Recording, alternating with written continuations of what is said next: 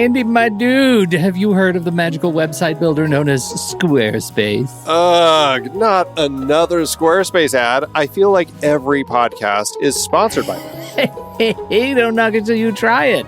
Yes, okay, it is overhyped, but actually it lives up to the hype.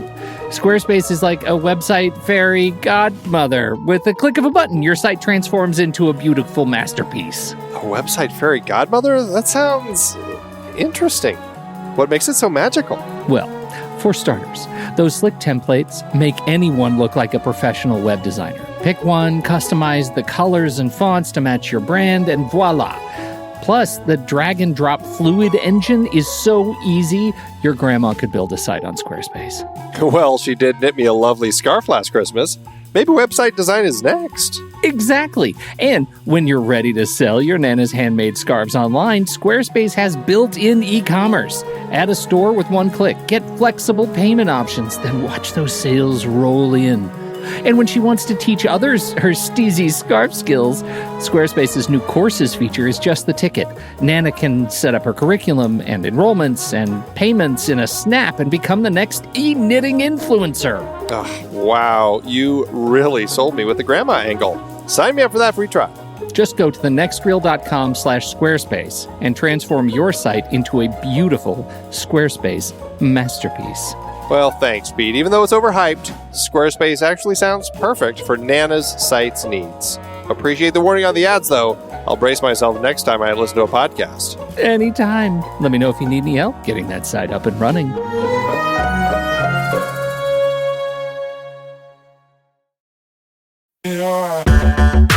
Andy, can you believe we've almost hit 700 episodes of The Next Reel? I know, it's crazy. And with all the other episodes in our family of podcasts, we are well over 1,200 episodes of movie conversation. It's really pretty amazing that we've gotten to have these in-depth movie chats every week for over a decade now. And we couldn't have done it without our loyal community of film fans. Their support over the years has meant so much. For sure. That reminds me, we should give the merch store a shout out. Buying shirts from thenextreel.com/merch is a great way listeners can continue to support the show. Plus, they get to sport our great designs. Absolutely. I think sometimes folks forget we have a variety of shirts, mugs, phone cases, and more available. In fact, a great place to start is with a shirt sporting the Next Reel's logo. We also have that classic Fast Times Spicoli Surf School tee, or the weirdly popular Rusty's European Tour shirt. The one from National Lampoon's European Vacation. Why is that so popular? Search me, but we have sold a ridiculous number of those. I guess there are a lot of Rustys taking trips to Europe? We're always adding new designs based on movies we've covered, like our brand new design for a streetcar named Desire, featuring a streetcar named Desire.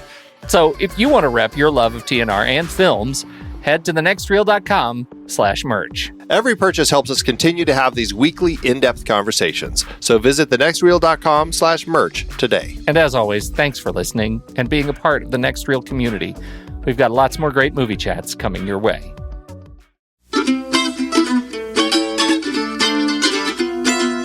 This is The Next Reel, everybody. I'm Pete Wright, and that right over there is Andy Nelson. Hey, hey, hey. And we spoil movies. Tonight on the show, those pesky humans finally give the apes a reason to rise in Conquest of the Planet of the Apes.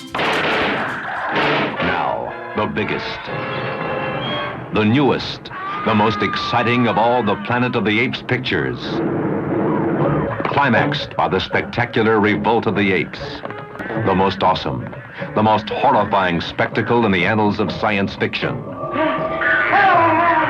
First pampered as pets, then abused as servants, now oppressed as slaves. This will be the end of human civilization, and the world will belong to a planet of apes!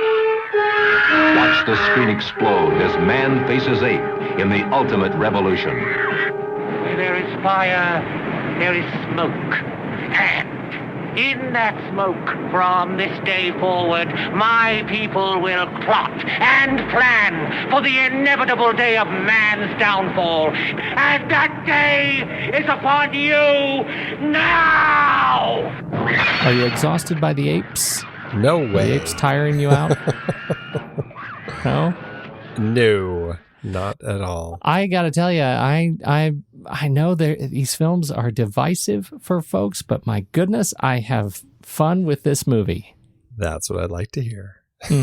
I knew you would. And insofar as my overall rating, it's going to be what it's going to be. But I'll tell you, they slash the budget, they slash the effects, they shoot it on like a UCLA business complex.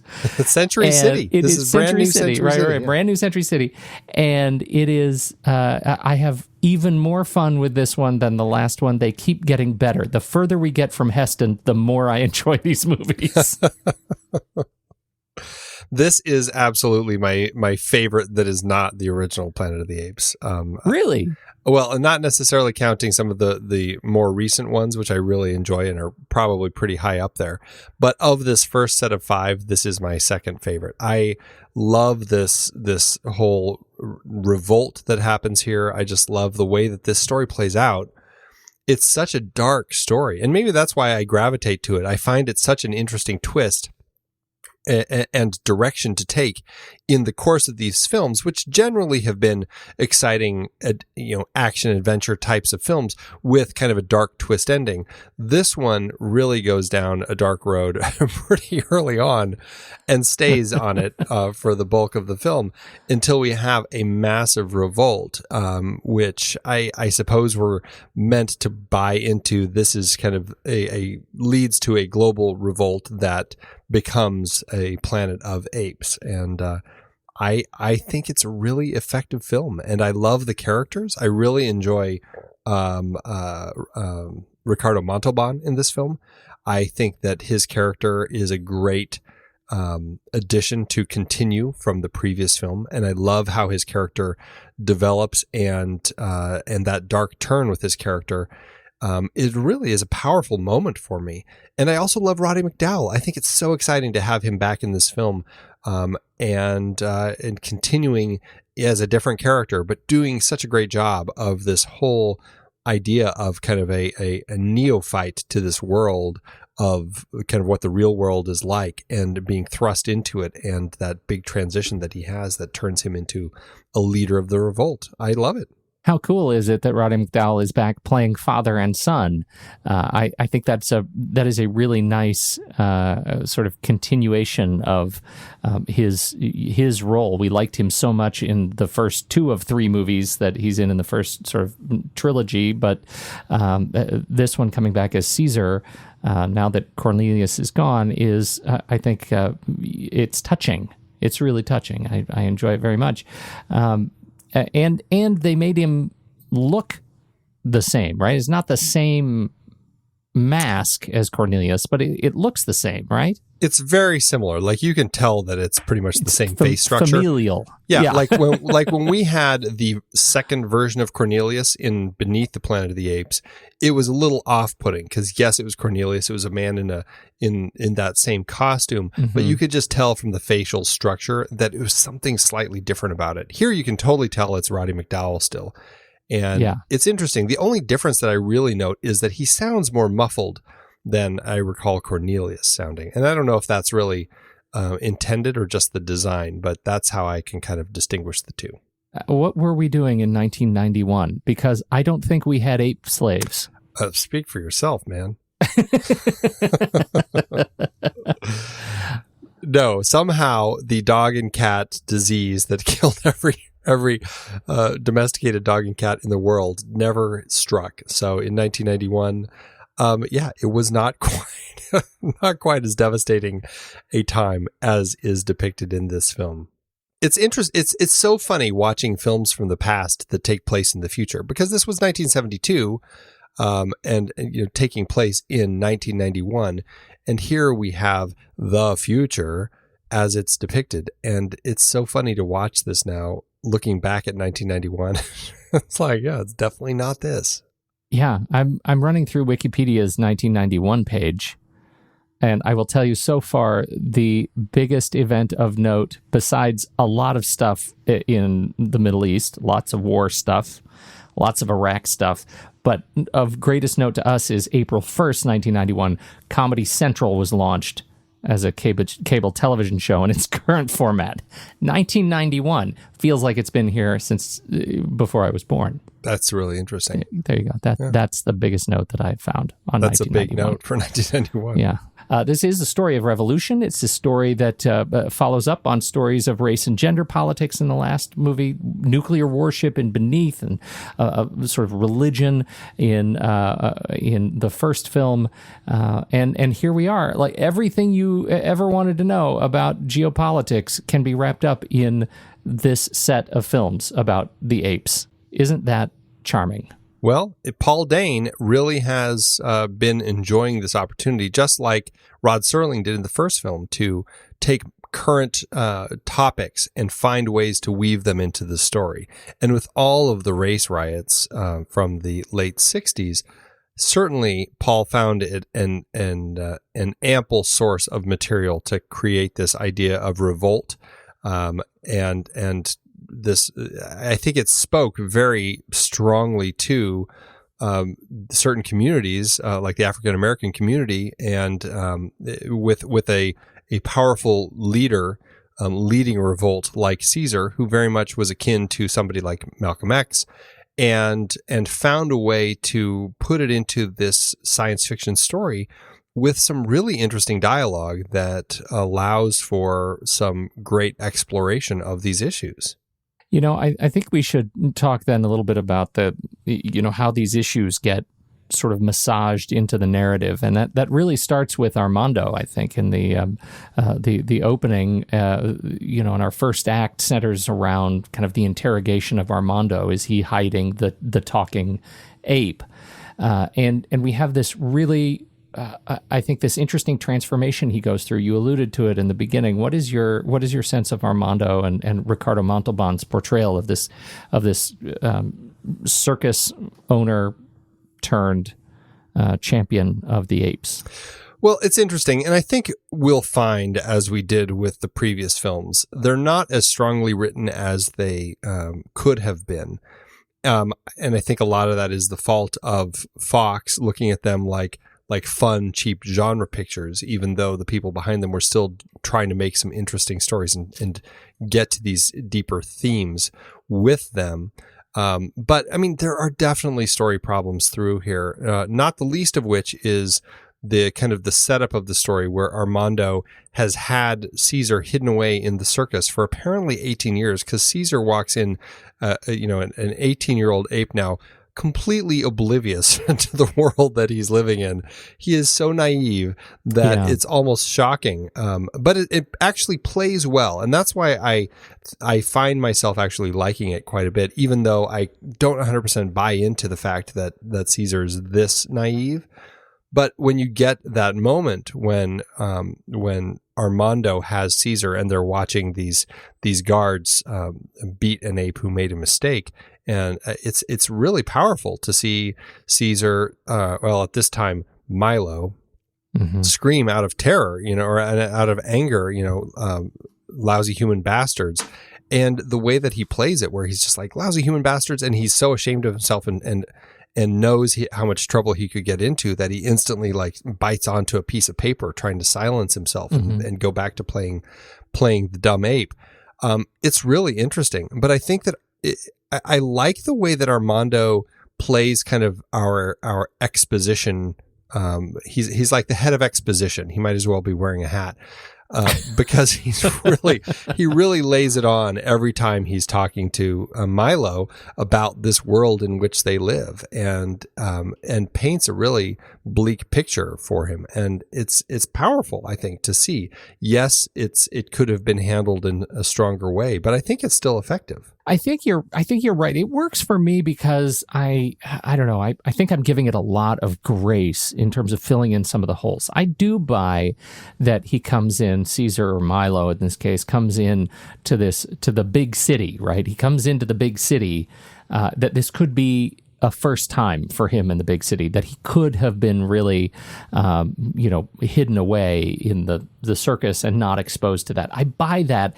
I wish we could have seen a little bit more about it. For a movie that doubles down on monologuing as much as this one does in the beginning, in the first act, it feels like we should have been able to fill some of those holes without relying on our own imagination. And this is a fault I find early in the movie that comes back and pays hefty dividends for me as we transition into the third act or into the second, in the middle of the second act, where the film just jumps through some flaming hoops and expects us to go with him and it isn't effective in some important areas. But speaking specifically of Montalban, he becomes sort of the beating heart of the film. He is the good human in the face of the hateful human trope that, we got to experience at the end of Escape from Planet of the Apes. We have the psychologist who goes batty and shoots Caesar's parents.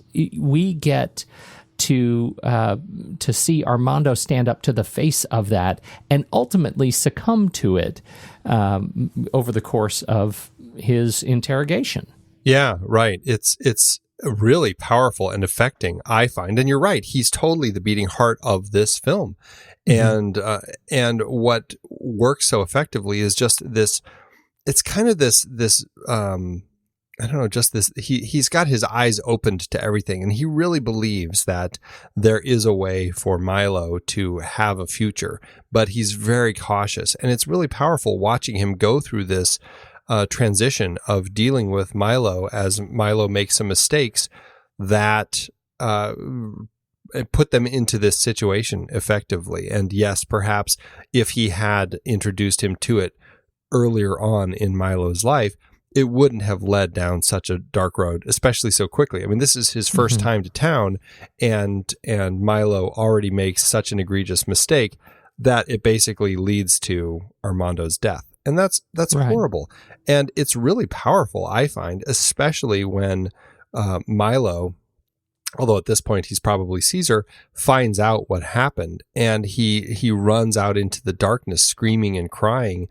And it's a really powerful moment. And I find that that is really a great catalyst for Milo / Caesar to make that transition into allowing his anger to kind of rule him. The first introduction for Milo Caesar to the kind of world that he has been introduced to is when he goes into he runs away from that opening sequence you described right after he screams and Armando takes the brunt of the interrogation.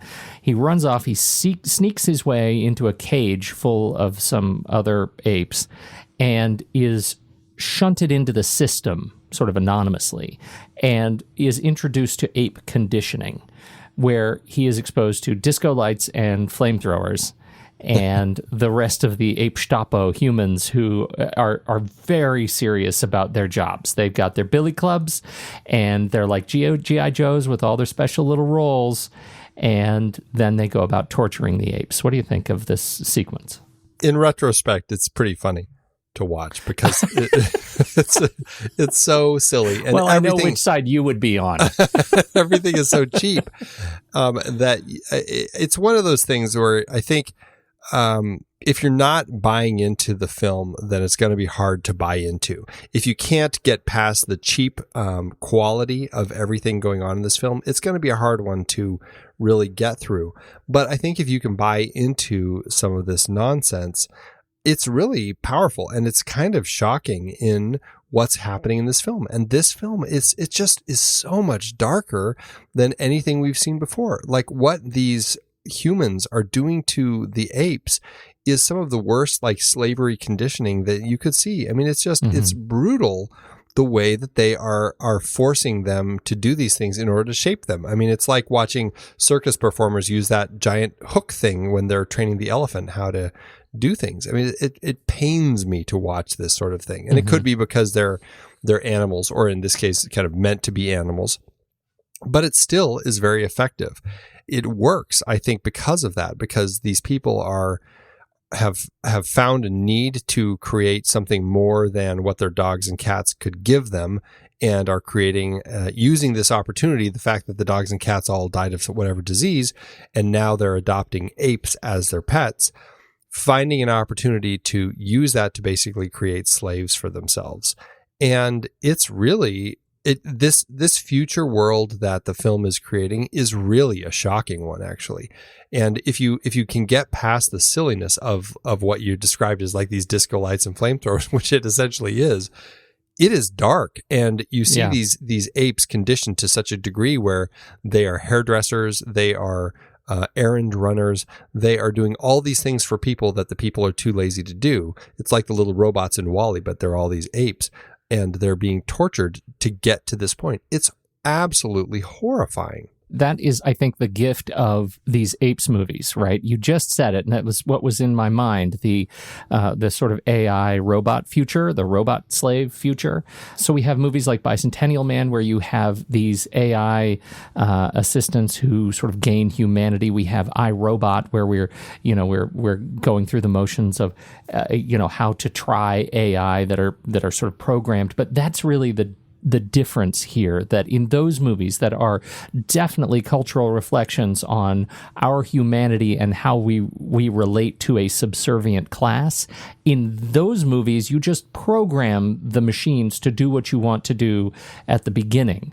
In this movie, we actually have to unveil our humanity or lack of it in order to get to the point where we have a subservient class. We have to torture them in the course of these stories in order to make them do what we want them to do, like the robots of the future. And the robots of the future then are really just a more convenient way to eliminate part of its process improvement over what we have displayed in this movie. And that's what makes this movie harder to watch, because, on some level, we're thinking, God, somebody wrote this. Like, somebody thought this through, and somebody thought this was a reflection of what we're doing. And I regret that I live in a world like that. It's tough. And that's why these movies work so well as the social commentary under the guise of a genre picture. They can also do things that are surprisingly innovative for being so cheap. Like, for example, how handy is it that they have the energy field doors on the ape cells? Right. Like, that's got to save some money, right? Yep. Turn on the flashlights, everybody. We don't even have to make a door. Or how about ape hand washing? Like, gather the cast for about a 35-second shoot by a sink. And now we have a super engaging sequence of apes washing their hands like humans. What? We're going to go from electrocuting you, gorilla, to teaching you how to do hospital corners on a bed. Right. That's fantastic. It's very funny. And to a certain extent, it seemed very 70s. Well, and the drinks were all served on trays, all of those things. It was very fancy. Very fancy. It was very nice. Yeah. And thank goodness speaking of the March of Progress, right? We're just going to rip the cords out of every 1970s industrial handset telephone, and that will make the phone cordless. But we're not even going to fill the hole where the phone plugged in. You're just this is just straight up pretend. Oh, budget cuts, man. Gotta love them. It is great. Yeah, they have a fun, I think for the most part, they do an effective job of making what essentially is, I would venture to say, the largest scale story of the franchise so far. I mean, maybe beneath also, because it has a big army marching to take down the underground dwellers. But I mean, it's an ape army battling all these humans, and it's done so cheaply that it's all shot at night in actual darkness, where it's really hard to see what's going on, all in one location. Like, they do an effective job, I think, of actually making it work with the budget that they had. By this point, we have been introduced to Don Murray as Breck. He is our central nasty human. What do you think of Don Murray's portrayal as the big bad? It's, it works. It's a little on the nose. It's a little one-dimensional. But in the end, I end up really liking him. And I think it's because he has some great monologues. And man, does he just deliver them well. They're fun to watch. So I guess that's my opinion of him. He is great. I mean, I really enjoyed him. But when you say one-dimensional, man, yes. gonna hang a flag on that. He is a one-trick pony, in spite of all of his trusted advisors, who clearly have no sway over him whatsoever. He's just the bad guy, which is no real different from the bad guy that we've had in the movies past. But in this one, it feels like such an obtuse rock in a hard place position that they've been in, that it makes him a little bit of a lampoon of himself. And I think now is probably a good time to talk about the theatrical versus sort of director's original beginning and ending of the film, because it directly involves him and a satisfying end to his one-trick poniness. Well, and I think we also need to bring Harry Rhodes into that conversation, because I find him an equally compelling antagonist. He's not really the antagonist, but he works for the antagonist. And his character, I find to be a really interesting addition to the story, albeit one that's obviously placed there to be the African American in the cast that can allow for some of the conversations that Caesar ends up having with him. Well, also he's a change character, right? I mean, Caesar obviously changes dramatically. He changes. Harry's character, Malcolm McDowall. Yeah, absolutely. Right. So he ends up changing over the story. It's not at the level of like a Martin Luther King versus Malcolm X sort of relationship that McDowall has with Caesar, but there is an element of that where he sees a different way to move forward, and Caesar goes down a really dark road of you're all going to die or be under our thumb. I mean, that's kind of the path that Caesar takes in the theatrical cut, and it's really interesting watching that final showdown with all of the guards and watching Malcolm standing off to the side, talking to Caesar and watching Caesar and seeing what Caesar is doing. Very powerful. But yes, it is different than the, I said the theatrical cut. That was all in the unreleased cut. But the theatrical cut was a much different story. In the theatrical cut, we get this, well, in both cuts. I mean, we have this wonderful conversation between the two of them that, again, you talk about wearing the race on their sleeves. Caesar's standing with McDowall, and he comes clean and says, "Yes, I'm the ape you were looking for."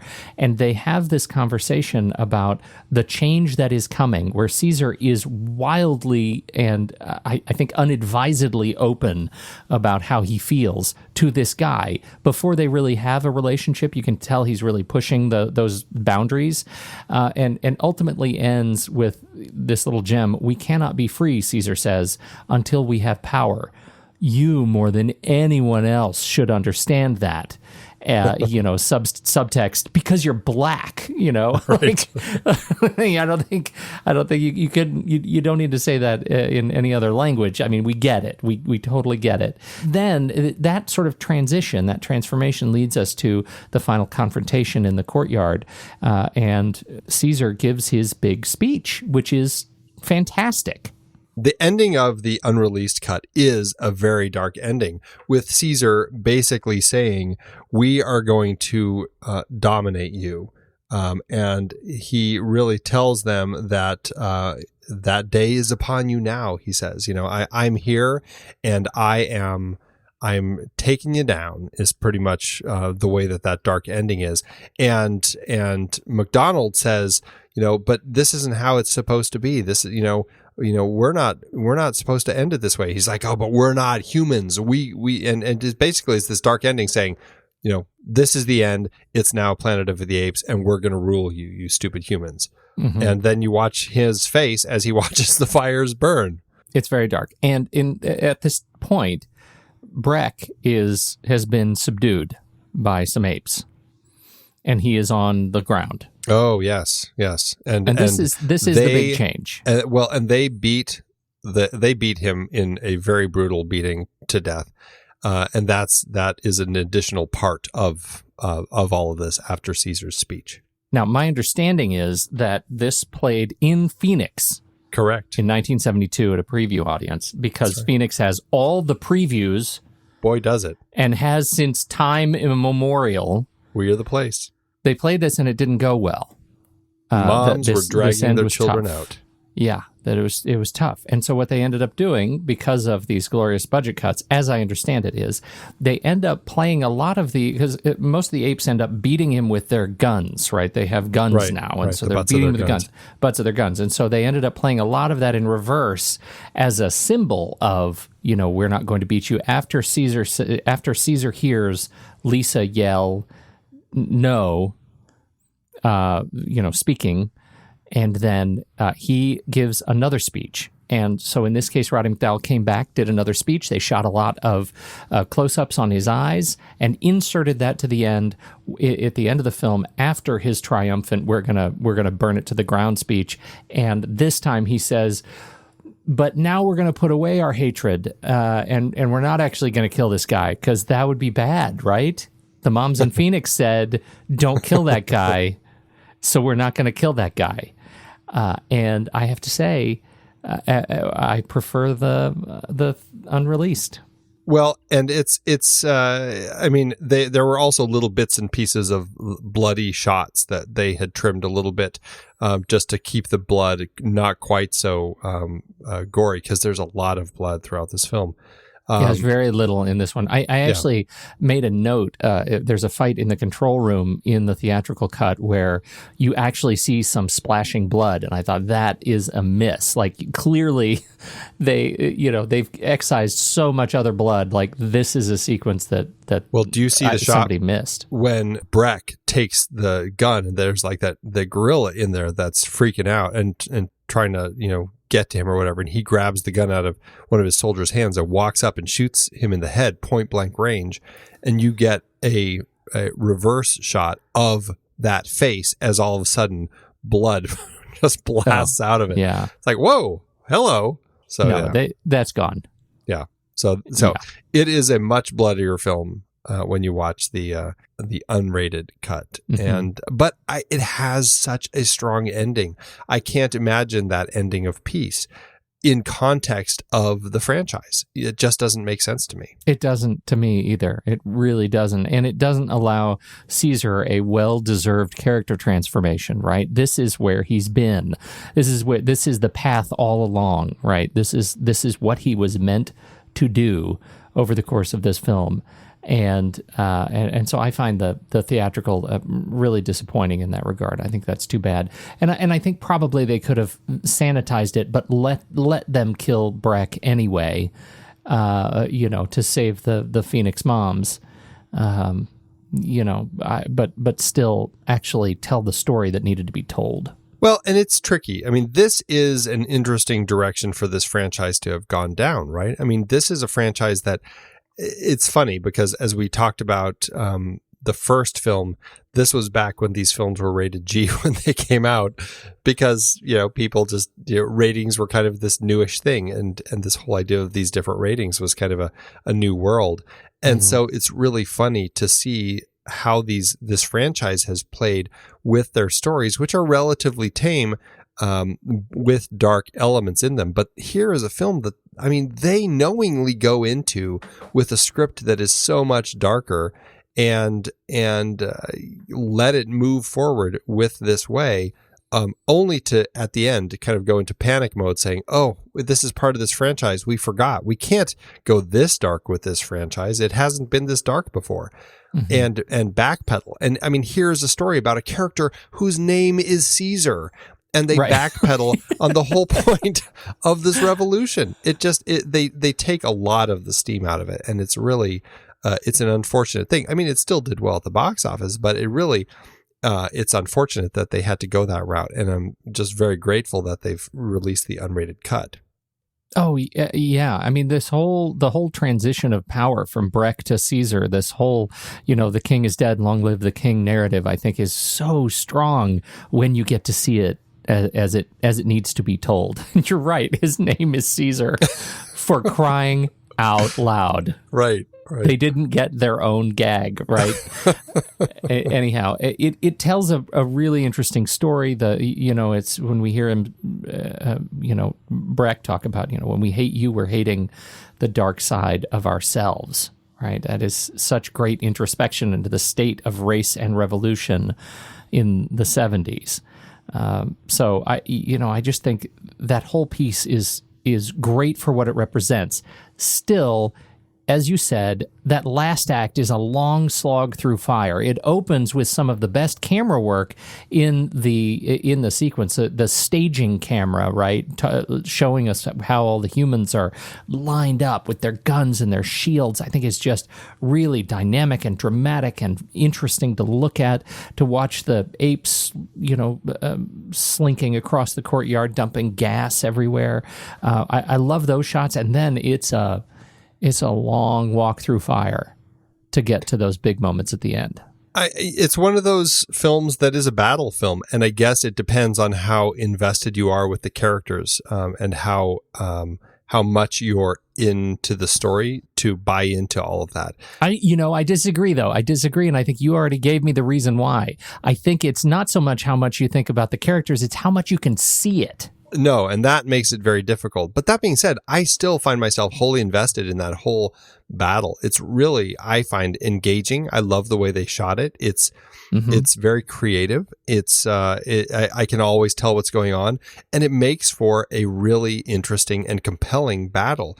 I mean, it's like a battle in Braveheart or something like that. It's this big battle scene that takes up like a half hour of the film, but I think they do a great job with it. Yes, it is very dark. And that does make some of it pretty difficult to see, but I still find it really compelling, and I'm in it the whole time. I want to take a step back from this before we come to blows about the battle scene, because that would be ironic.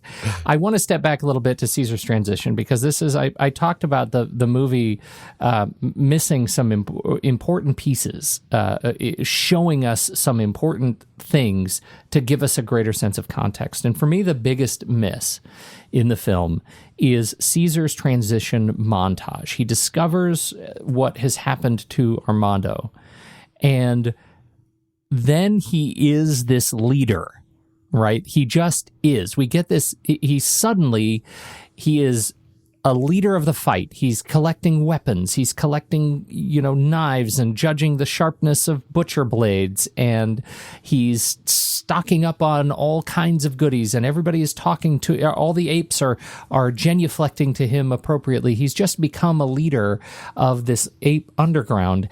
And I don't get any sense of how time works in this montage. I don't see how he has gone from this absolute innocent in the beginning of the movie to your point, too innocent in the beginning of the movie, to this esteemed military leader of the revolution within 35 minutes. Yeah, and that's a screenwriting issue with the story, and I certainly feel the same. I feel like they could have made that stronger. I do think that he makes an interesting start with his transition at the beginning when he screams out "lousy human bastards," and that whole idea when he's first introduced to the horrors that are happening. I find that really compelling, and less so when he's now in the system and he's going through the training and he's proving basically, look how smart I am. I can do it already. And he's kind of, that part is like, okay, it's not working quite as well as that previous bit. He's not getting as angry at the humans as I think he might otherwise be. But it does, like when Armando does get killed, and it leads to this much darker ending of the story. Yes, I do feel like we deserve some more elements to his transition. Now, again, I think I find myself forgiving it quite a bit because it is so low budget, because it was written nearly 50 years ago. It's obviously not as strong as it could be, or as perhaps a film nowadays might be written. But I still think largely they do a good job with it, even if I find a lot of struggles, and I find myself forgiving it more than maybe other people do. I don't know. Well, I think you do. and that's not necessarily a bad thing. We need the recruitment scene. That's the biggest miss, right? He is having in the early scenes in the courtyard, he's having an emotional response to pain, right? He sees pain in his other. He's having an emotional response. That does not give him practical experience of leadership. We don't have any demonstration that he is somebody who can rally these apes, who largely can't communicate at the level that he can, right? So it takes me to Hamilton, right, when we have there's the big song in the bar where he demonstrates that he knows what to do. He has some brains in his head. He has a strategy. He has something that he can do. And over the course of one song, they say, we got to get this guy in front of a crowd. Like, that's the scene we're missing in this movie to give Caesar's transition, his transformation into a military leader, that of weight. And it's actually something that I think we get in the modern Caesar, in the modern trilogy. They really do well. I think that's one of the great strengths of the movies leading into War of Planet of the Apes, that we see a Caesar that has made that full and deep transformation, and we just don't get it here. And I think a part of that is this element that here is an ape who can speak. None of these others can. And watching them as they go through that, as the apes go through that transition of learning, hey, this is something I can't do. This is somebody who might be worth paying attention to, might be worth listening to and helping. And when you get that powerful scene in Rise of the Planet of the Apes, in that ape Gestapo that they're, or not the Gestapo, but the ape prison that they're basically in, you see and the kind of the struggles that Caesar is having with the other apes. But when you see Caesar finally scream out no at the guards and how that works at changing them, that is something that we needed here. And that is something, I mean, Rise is essentially kind of very much a spiritual remake of this film. And that is something they really get right in that. And this film, they're struggling to find it. It's not really quite there. And I feel like if they had worked on the script a little bit more, given a little more money, they might have been able to find it. You want to talk about getting it made? This is a film that is a really tight budget, but as we discussed last time, this is one that they had in mind before they finished the last one. They ended the last film with that note saying, "Hey, the baby Milo from Cornelius and Zira is alive. We're going to continue this story." And here we have it. Yes, it's just a super, super tight budget because, again, 20th Century Fox has just been doing all these cutbacks on these low budget, on these kind of genre films, trying to make back the money that they lost in the late 60s. And they do, it's a tricky film, but, it's a film that I think they do a good job with. I think that by this point, Arthur P. Jacobs, who is kind of producing this whole series, had a really good grasp on what he was able to get done within these budgets and within this franchise. And so he brought on J. Lee Thompson as the director, who actually they wanted to have on from the very beginning, but he was not available back when they were doing Planet of the Apes. He was on a different project. And that is why he was finally brought on here. And that's why they brought on Franklin Schaffner on that first one. But honestly, as low budget as it is, I feel that in the end, Jacob's decision to bring Thompson on at this point, and then for the next film as well, is a smart move. I think that it works well in context of the story that they're telling here. So it's a low budget film, but I think that Jacobs knew what he was getting into, and by this point had found the core team with Paul Dane as the writer and then Thompson as the director to really make something that stands out. Thompson's an interesting bloke, right? I mean, he's behind Guns of Navarone, which is another one of those, oh, my dad made me watch it and change my life forever kind of movies. He's behind a number of credits, significant credits through the 60s and 70s, kind of rounding out through the late 80s with some movies that were less significant, but he's an interesting guy. Do you get a sense? I mean, are you a J. Lee Thompson fan? Have you seen some of his other movies enough to make a note of what kind of Thompson-ish stuff he brings to this one? I'm not as familiar with him. I know he's more of this is a guy who is more of a feature director. As we talked about with the last couple directors, they were much more TV directors. Here we finally are given somebody who is a feature director. I mean, in fact, I don't know if he ever really directed something for TV. No, he did a couple. He did a couple TV movies and a couple TV episodes, but largely. In fact, he did a TV movie between this and Battle for the Planet of the Apes immediately after this one. You're right. Yeah. But largely, I think that he was just making what he could. I think of what he's done, other than Planet of the Apes films, Cape Fear, the original, I think is the only film I've seen of his. So you haven't seen Navarone? I haven't. No, I haven't. I know. Well, that's a heartbreaker. I'm sorry. Yep. Your dad never made me watch it. Dad, it is his fault. I'm going to blame him. I'm going to blame him, yeah. But I mean, he's had a busy career. I mean, almost 50 films that he made. And I think that he kept very busy. But I he's a guy who I feel when I look at the films that he was involved in, I feel that, he's a guy who knew what he was doing behind the camera.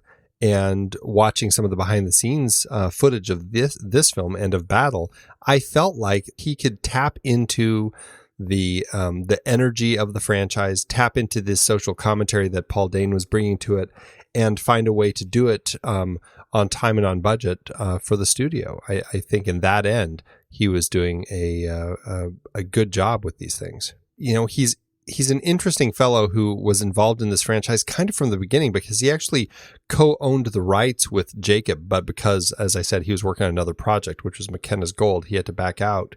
So it's interesting that here was a guy who was so invested in it that he actually co-owned it with Jacobs.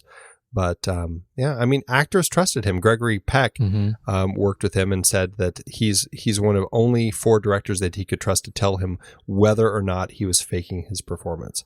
So, well, look, Thompson's a Canadian. He brings with him the baggage of trust, and that's a sword that cuts both ways. He's a British Canadian. Yes. Yeah. So there you go. There it is. We've talked about a number of our favorite folks in the film. We did not mention Natalie Trundy, who's back playing a different character, this time in The Mask. Yeah, she's gone from one of our underground dwellers to one of our scientists. Now she's finally a chimpanzee, and she is going to bat her eyes at Caesar, and it's touching. Natalie hated working with the makeup. She had a much better time in the previous 2 films. This one, she said that it was just a nightmare having to put this makeup on all the time. She just is not the type of person who could handle it well. But, she does a great job. I think so too. I mean, she was fine, and it was a cute chimp, and made for a great addition to the climax. One last cast member that I just want to mention, David Chow played Aldo. As you remember from the last film, the history that Cornelius tells us, Aldo is the first one who says no. Aldo, I don't think ever is named in the film. If so, I totally missed it. But Aldo is actually credited as David Chow, so he is in here somewhere. And what's interesting is David Chow actually also played a chimpanzee in the first Planet of the Apes. When did he say no? He doesn't. And again, I go back to this whole idea of time travel and what time travel does, because now the fact that we have introduced Milo, the talking ape, back in the 70s, all of a sudden we're on a different trajectory of the kind of the present where the apes come from, and their history is no longer Aldo being the first to say no. Now their history is Caesar being the first to say no. Well, that's just nonsense. It is. I just found it interesting that they actually credit somebody as that they Aldo. actually credit him. Right, yeah. Right. Okay, enough of that nonsense. John Chambers is back with hair and makeup, and he's still great. Great team there. I thought the masks actually were particularly strong in this movie. In most places, I didn't get that feeling of, fake ones. Dead fake gorilla masks. And part of that, I'm sure, is that they have gotten better at it and being able to do it with less money. Also, I think I'm just more accustomed and have adapted to seeing these gorillas and living with gorillas on screen in front of my face now that we're in movie 4. And I've probably subconsciously begun to forgive those kinds of things. Plus, it's easier to get past it when it's so dark. Yes, screen. Also, that's true. Yeah. Right. Tom Scott is on for the music. It's not like the greatest standout score or anything like that, but I will say right when it starts with the opening, which weirdly also, we should note, has no titles, like no logos, no company logos. It's a very weird opening, but Tom Scott's music kicks in and I found it so stinking effective. I really enjoyed just everything that he was doing in the beginning. It kind of turns to TV music after a while, which is something that was his background before and certainly after this. But I think that he's got moments through here that work really well. Is this the 4th movie in a row with no awards, Andy? It is the 3rd. Oh, wait, because Planet of the Apes had some awards. Correct. Okay. All right. Nobody liked sequels. They didn't trust sequels at that time. They didn't think they warranted awards, apparently. People are funny. Yeah. How'd it do at the box office? Well, like we said, even though the franchise kept making money, 20th Century Fox was still working to make their money back after those big losses from the late 60s. For this film, Thompson received a budget of $1.7 million or $9.8 million in today's dollars. That's the lowest budget of any film in the franchise. The movie opened on June 14th, 1972, the same week that Deep Throat was introduced in theaters. Despite the budget cuts and its darker tone, the box office still proved a success as the film went on to make $9.7 million or $55.9 million in today's dollars. That leaves the movie with an adjusted profit per finished minute of $524,000 and allowed for one final chapter. And with that, Andy, I think it is time for us to rank it. Let's do it. Head over to flickchart.com/thenextreel. You'll see the list of all the movies we have talked about on this very show. Or you can just swipe over in your show notes, tap Flickchart. It'll take you straight to this movie where you can add it to your own catalog and see how it stands up to ours. First up, we have Conquest of the Planet of the Apes or Fat City, both 1972. I say Conquest. I would watch Conquest first. Conquest or Time Crimes. Got to go Time Crimes. Yeah, Time Crimes. Conquest or Sympathy for Mr. Vengeance. I'm going to say Conquest. Okay. If it had been Old Boy. Conquest of the Planet of the Apes or The Outlaw, Josie Wales. You're probably Conquest on this, I'm Conquest, yeah. Okay, I can go Conquest. Conquest of the Planet of the Apes or Judo. Conquest. Yeah, I'll say Conquest. Conquest of the Planet of the Apes or Scarlet Street. I'd probably watch Conquest first. Yep, me too. That's weird. I know. Conquest of the Planet of the Apes or, more Zhang Yimou, Raise the Red Lantern. That's a terrific film. It is. I think I'll probably go Red Lantern. Me too. Well, that lands Conquest in our top 100. It is at 98 out of 367. Wow. That is pretty I'm impressive. telling you, they keep getting better. It's a less good money. one. Take away some money. That's right. Taking more money away. Right? Come on, baby. There you go. Good That's times. fantastic. How's this hold up at your Letterboxd, letterboxd.com/thenextreel? How's your star ranking? The last week's film I gave 3.5 stars. This week's film I still give 3.5 stars, but I still favor it over last week's film. I find this film a really dark journey that I really enjoy taking. So 3.5 stars with a big old heart of love. I'm exactly where you are on this one. Absolutely 3.5 and a big heart. That 1.5 stars, I get really tied up in some of those narrative holes. And as great as this film is, as much as I think it has to say, I still suffer those pieces heavily. Yeah, right. I hear you. Awesome. Can't fault you on that. We're going to wrap this series up next week, right? We are. We are going to be jumping in just a very short 1 year to Battle for the Planet of the Apes. We're not going to be doing Tim Burton's remake, which I actually just rewatched. I figured I was bashing it enough on this series that I should rewatch it to make sure it warranted all the bashing. which it largely does. But we're not going to be talking about that one, nor are we going to be talking about any of the recent ones, because a couple of those we've already done on the film board. So we figured we didn't need to cover them again. But yes, we will be talking about Battle next week before we move on to a new series. I'm very, very excited about it. Again, this has been just a treat watching all these movies back to back, and I think I'm certainly enjoying them more watching them in proximity to one another. And that, I think, is that was a prediction, or certainly a question I had when we started this, and it is proven out so far. I hope next week is a nice and satisfying cap. It'll be interesting to look at that one and see how this whole thing wraps up. It's certainly, I think, as a kid watching these on those marathon weekends when they would have them, certainly helped me find more of a connection to them, just the way that they all folded into one another. But I'm looking forward to talking about next week's film with you and seeing how the whole thing ends. Me too. Well, if you want to hear more of us, but you can't wait until next week's show, you can support us over on patreon.com/thenextreel and get access to our exclusive members-only weekend show, The Saturday Matinee. We talk about movie news and new trailers, plus we go head-to-head in our weekly challenge in which we put together lists of movies related in some way to the movie we're discussing that week. There are all sorts of other goodies, too, if you support us at different levels. Just head on over to patreon.com/thenextreel.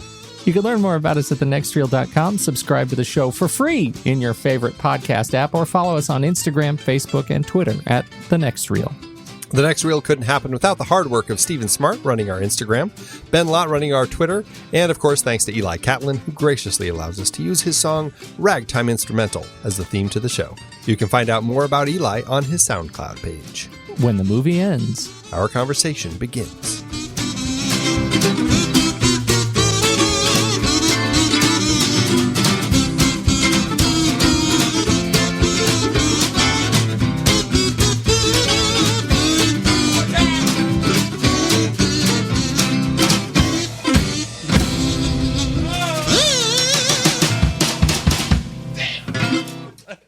Amazon giveth, Andy. As Amazon always doeth. Yeah, it does. From time to time, it really steps up. And this time, there aren't very many one-star movies. A testament to the strength of this film. I went with a 2-star, which I think I'll lead off, and we'll go down from there. Right? Sounds good. All right. This one comes from Jefferson. He says, I could never figure out how the intelligent ape was communicating with the rest of the apes. You know, Jefferson, I feel your pain. The last 40 minutes of the movie, when the apes take over, is the reason for my unfavorable review. I could never figure out how the intelligent ape was communicating with the rest of the apes. Also, all the apes run into 20 policemen shooting their guns point blank, and 2 apes fall down? He may have gotten as dizzy as I did during that final fight. I don't know. There's a lot of falling down. It was very dark. Yeah. Well, I've got a 1-star by Helene Chadwick, who says, I want to cancel all the Planet of the Apes movies, please, and the money put back in my account, please. I love it when comments become customer service.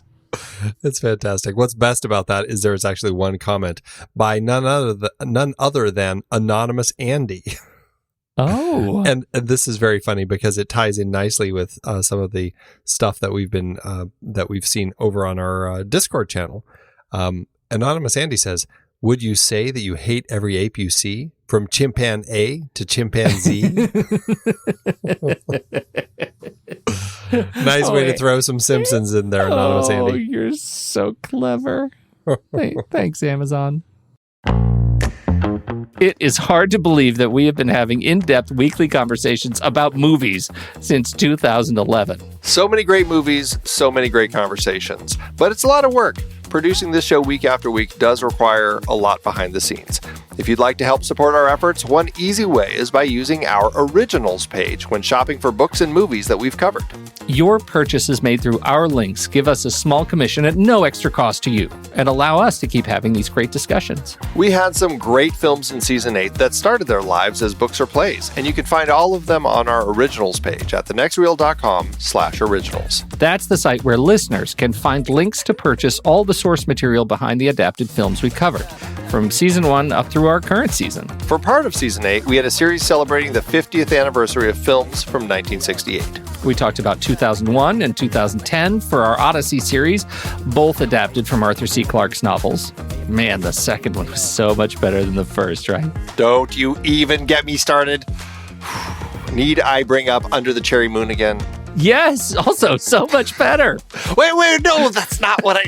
Planet of the Apes kicked off its series based on the novel by Pierre Boulet. We covered Danger Diabolic and The Detective, adapted from novels for our 1968 crime films. Wait, wasn't that The Detective the prequel to Die Hard? They were both written by Roderick Thorpe, and yes, it's the same character in the books. I can't believe they even asked Sinatra if he'd be in Die Hard. That would have been weird.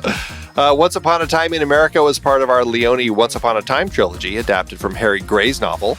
And we looked at 1968 Best Picture nominees The Lion in Winter, Rachel, Romeo and Juliet, and Oliver! We also had an Ingrid Bergman series with adaptations like Spellbound, For Whom the Bell Tolls, Murder on the Orient Express, and Gaslight. We haven't talked about Gaslight. Stop gaslighting me! Dive deeper into these books and more adapted films at thenextreel.com/originals. Every purchase supports the podcast. Get the full list of adaptations that we've covered on all the Next Reel family of podcasts and start your next read today at thenextreel.com/originals.